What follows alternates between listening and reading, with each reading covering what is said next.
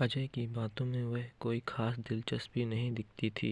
बस हाँ हूँ करके फ़ोन काट देती थी। अजय ने ही बातों बातों में उसे बताया कि जिस दिन पूर्णिमा की डोली उठी उसी दिन उसने नींद की गोलियां खाकर आत्महत्या करने की कोशिश की थी।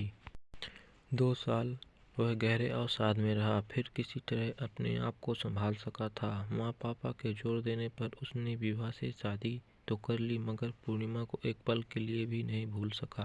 विभा उसका बहुत ख्याल रखती है। अब अजय भी 2 बच्चों का पिता है। कुछ महीने पहले ही उसका ट्रांसफ़र इस शहर में हुआ है।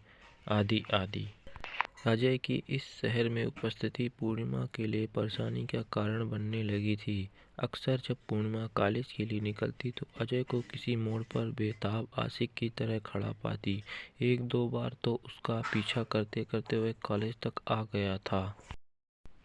पूर्णिमा इसी फिक्र में घुली जा रही थी कि अजय कोई ऐसी बचकानी हरकत न कर बैठे जो उसके लिए शर्मिंदगी का कारण बन जाए। सोच सोचकर हमेशा खिला खिला रहने वाला उसका चेहरा मुरझाकर पीला पड़ने लगा था। पुन्नू, तुम्हें 20 अप्रैल याद है? अजय ने उत्साहित होते हुए पूर्णिमा को फोन कर बताया। याद तो नहीं था, मगर अब तुमने याद दिला दिया। पूर्णिमा ने ठंडा सा जवाब दिया। सुनो, 20 अप्रैल आने वाली है, मैं तुमसे मिलना चाहता हूँ अकेले में, प्लीज मना मत करना।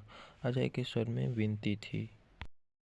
अगली सुबह दोनों एक रेस्टोरेंट में मिले और जाकर एक सोफे पर बैठ गए, लेकिन अजय शायद उसकी असहजता को समझ गया, अतः वह दूसरे सोफे पर बैठ गया। फिर शुरू हुआ बीती बातों का लंबा सिलसिला। कितनी ही पुरानी यादें झरोखों में झांक गईं, कितने ही पल स्मृतियों में आए और चले गए।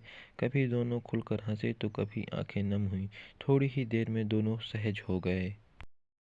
2 बार कॉफ़ी पीने के बाद पूर्णिमा ने कहा, भूख लगी, लंच नहीं करवाओगे? यही रूम में करोगी या डाइनिंग हॉल में चलें? अजय ने पूछा, और फिर पूर्णिमा की इच्छा पर वही रूम में खाना ऑर्डर कर दिया। लंच के बाद फिर से बातें बातें और बहुत सी बातें। अच्छा अजय, अब मैं चलती हूँ। बहुत अच्छा लगा तुमसे मिलकर। आई होप कि अब तुम अपने आप को मेरे लिए परेशान नहीं करोगे।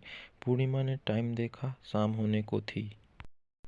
एक बार गले नहीं मिलोगी? अजय ने याचक दृष्टि से उसकी तरफ देखा। न जाने क्या था उन आंखों में कि पूर्णिमा सम्मोहित सी उसकी बाहों में समा गई। अजय ने उसे अपने बाहु पास में कस लिया और धीरे से अपने गर्म ओंठ उसके कान के नीचे गर्दन पर लगा दिए। फिर उसका मुंह घुमाकर बेताबी से होंठ चूमने लगा। पूर्णिमा पिघलती जा रही थी। अजय ने उसे बाहों में उठाया और बिस्तर पर ले आया। पूर्णिमा चाह कर भी कोई विरोध नहीं कर पा रही थी। अजय के हाथ उसके ब्लाउज के बटनों से खेलने लगे। तभी उसका मोबाइल बज उठा। पूर्णिमा जैसे नींद से जागी। अजय ने उसे फिर से अपनी ओर खींचना चाहा, मगर अब तक पूर्णिमा का सम्मोहन टूट चुका था। उसने लपक कर फ़ोन उठाया। फ़ोन रवि का था। पूर्णिमा ने अपनी उखड़ी सांसों पर काबू पाते हुए रवि से बात की और उसे अपनी कुशलता के लिए आश्वस्त किया। मानो पूर्णिमा एक पल के लिए सामूहिक सी हो गई थी, लेकिन उसने इस सम्मोहन को तोड़कर अपनी मान मर्यादा और इज्जत को बचा ही लिया। और वह अगले पल खड़ी हो गई और घर की ओर चल दी। और जाते जाते उसने कहा कि अब मैं तुमसे कभी नहीं मिलूंगी, क्योंकि मेरा एक हंसता खेलता परिवार है और तुम भी अपने परिवार पर ध्यान दो, ताकि हमारा जो परिवार है वह हमेशा अच्छे से खुशी रहे।